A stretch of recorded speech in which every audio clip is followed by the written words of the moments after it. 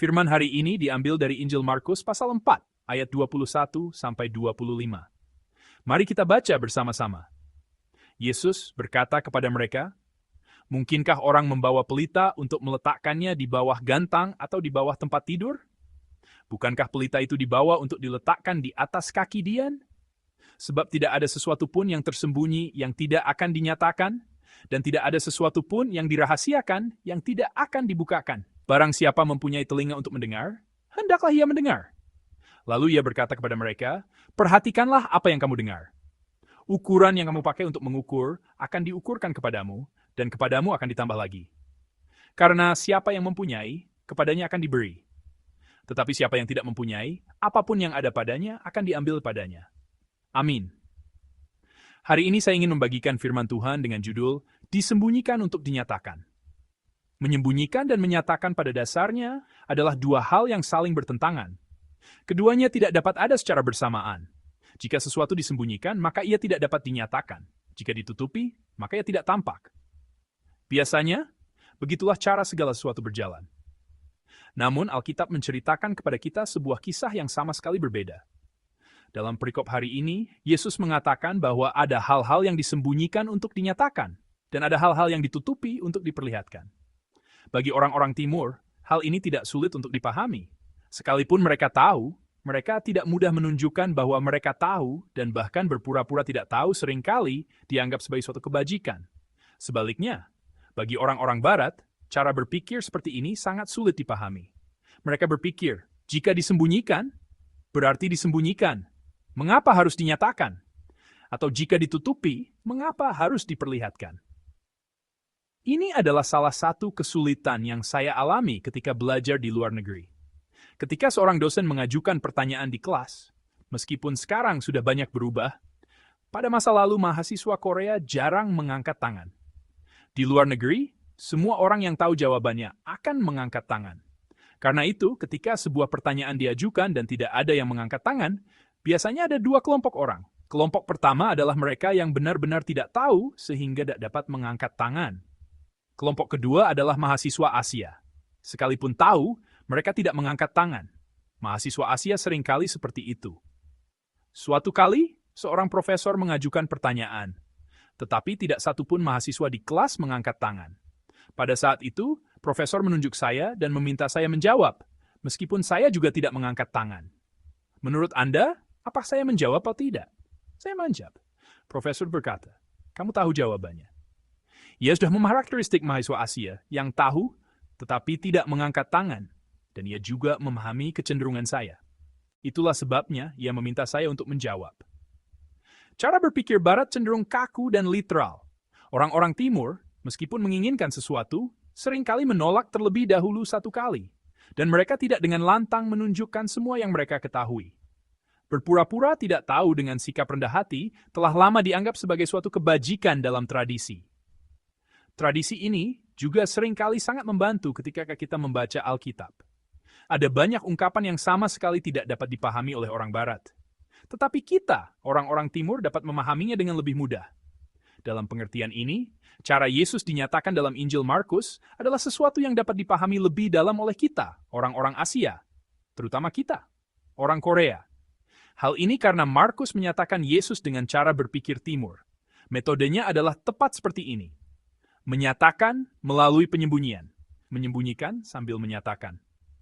Keberadaan Yesus begitu luar biasa dan istimewa sehingga ia tidak dapat dinyatakan secara langsung. Ia tidak dapat dinyatakan dengan benar melalui cara dunia yang mengatakan A adalah B atau B adalah C. Jika orang-orang diberitahu secara langsung siapakah Yesus atau Yesus adalah anak Allah, ada kemungkinan besar akan timbul penolakan yang kuat dan dampak negatif. Oleh karena itu, Yesus menyatakan dirinya dengan sangat hati-hati selama ia berada di dunia ini. Bahkan setelah menyembuhkan orang sakit, ia memerintahkan, "Jangan katakan kepada siapapun." Ketika roh-roh jahat berteriak, "Engkau adalah anak Allah," ia menegur mereka dan memerintahkan mereka untuk diam. Yesus menyembunyikan dirinya dengan cara ini, tetapi itu tidak berarti bahwa ia tetap tersembunyi. Sebaliknya, justru dengan menyembunyikan dirinya, Yesus dinyatakan dengan semakin jelas kepada orang-orang. Perikop hari ini menunjukkan dengan tepat prinsip ini. Prinsip dinyatakan melalui penyembunyian. Mari kita baca kembali ayat 21 dan 22. Yesus berkata kepada mereka, "Mungkinkah orang membawa pelita untuk meletakkannya di bawah gantang atau di bawah tempat tidur? Bukankah pelita itu dibawa untuk diletakkan di atas kaki Dian? Sebab tidak ada sesuatu pun yang tersembunyi yang tidak akan dinyatakan, dan tidak ada sesuatu pun yang dirahasiakan yang tidak akan dibukakan." Amin. Ayat 21 dengan jelas mengatakan kepada kita bahwa ketika seseorang membawa pelita, ia tidak membawanya tanpa tujuan. Ada tujuan yang jelas. Pelita itu tidak dibawa untuk diletakkan di bawah gantang atau dikubur di bawah tempat tidur. Jika pelita itu tidak dibawa sama sekali, itu adalah persoalan lain. Dan lihat situ di bawah, berarti bukan untuk disembunyikan di kotak dan pelat yang tempat tidak terlihat. Sekalipun, sementara kuat dan pelita itu tujuan tulisan. Pelita dibawa untuk diletakkan di atas kaki Dian, agar menerangi seluruh rumah. Demikian pula Yesus akan dinyatakan. Yesus adalah terang. Yohanes memperkenalkan Yesus sebagai terang yang sesungguhnya, yang menerangi setiap orang yang datang ke dalam dunia. Yesus telah dinyatakan sebagai terang kepada manusia, dan sekarang pun ia sedang menerangi kita di sini. Tidak ada kebutuhan sama sekali untuk menyatakannya secara berlebihan atau dipaksakan. Keberadaannya sendiri akan dinyatakan secara alami, seperti terang. Bahkan ketika ia berbicara tentang rahasia dan memerintahkan untuk diam, itu bukan untuk tetap tersembunyi selamanya, melainkan untuk dinyatakan.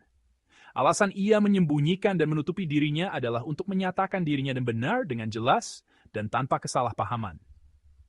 Itulah sebabnya ayat 22 berkata, "Sebab tidak ada sesuatu pun yang tersembunyi yang tidak akan dinyatakan. Ya, dan tidak ada sesuatu pun yang dirahasiakan yang tidak akan dibukakan." Pada bagian akhir perikop hari ini, yaitu ayat 24 dan 25, fokus berpindah dari Yesus kepada kita, para murid. Yesus mengajarkan bagaimana para murid harus hidup di bawah prinsip menyembunyikan dan menyatakan ini. Mari kita baca ayat 24 dan 25. Lalu ia berkata kepada mereka, "Perhatikanlah apa yang kamu dengar. Ukuran yang kamu pakai untuk mengukur akan diukurkan kepadamu, dan kepadamu akan ditambah lagi. Karena siapa yang mempunyai, kepadanya akan diberi. Tetapi siapa yang tidak mempunyai, apapun yang ada padanya akan diambil daripadanya." Amin. Jika Yesus adalah terang, siapakah para murid itu? Para murid adalah anak-anak terang. Oleh karena itu, sama seperti Yesus tidak dapat disembunyikan, kita sebagai murid-muridnya juga tidak dapat disembunyikan. Segala sesuatu akan dinyatakan seperti terang. Dalam keadaan seperti ini, ada dua hal yang perlu kita perhatikan. Pertama, kita harus mengingat firman ini ketika kita melakukan kebaikan. Ketika kita berbuat baik, tetapi tidak ada seorang pun yang mengetahuinya. Kadang-kadang kita merasa lelah atau berkecil hati. Namun, kita tidak perlu terluka atau putus asa. Sekalipun kita tidak berusaha untuk menonjolkan diri, Allah sudah mengetahui semuanya. Dan pada saat yang diperlukan, pada waktu yang tepat, Allah sendiri akan menyatakannya. Apakah kita terlihat atau dikenal? Banyak orang pada masa kini terlalu memusatkan perhatian pada hal ini. Namun, kita tidak perlu terlalu memedulikannya. Yang lebih penting dalam hidup kita adalah pertanyaan-pertanyaan ini. Apakah aku hidup sesuai dengan kehendak Allah?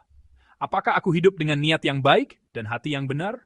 Apakah batinku tertuju kepada Allah? Demikian pula, ketika kita menghadapi godaan kejahatan, kita harus mengingat firman ini. Segala sesuatu akan dinyatakan. Jika seseorang melakukan kejahatan dengan hati yang jahat, meskipun tidak ada seorang pun yang melihatnya, hal itu tidak dapat disembunyikan. Kita tidak boleh berpikir bahwa hal itu dapat ditutupi. Musa juga mengalami hal yang sama. Ketika ia membunuh orang Mesir yang menindas seorang Ibrani, Musa menoleh ke kanan dan ke kiri.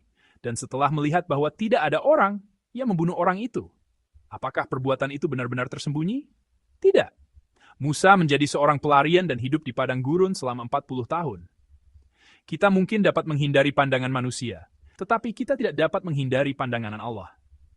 Allah mengetahui bukan hanya perbuatan lahiriah kita, tetapi juga motif yang paling dalam dari hati kita.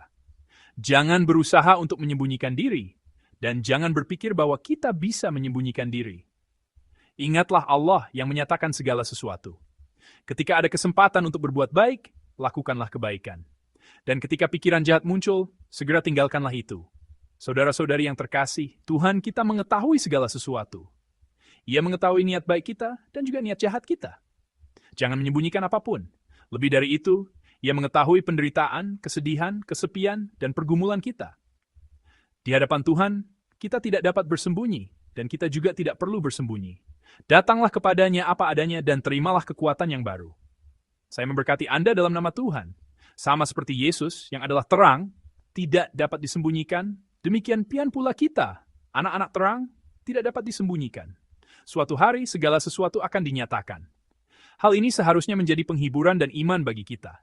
Kiranya ketika kita dinyatakan dalam kebaikan. Ketika kita dinyatakan, ada satu hal yang perlu kita waspadai. Jangan terlalu memperhatikan pandangan manusia. Kita tidak hanya dinyatakan di hadapan manusia, tetapi kita selalu dinyatakan di hadapan Allah. Sekalipun tidak ada seorang pun yang melihat. Ingatlah bahwa Allah sedang melihat, dan hentikanlah pikiran serta perbuatan jahat di sana.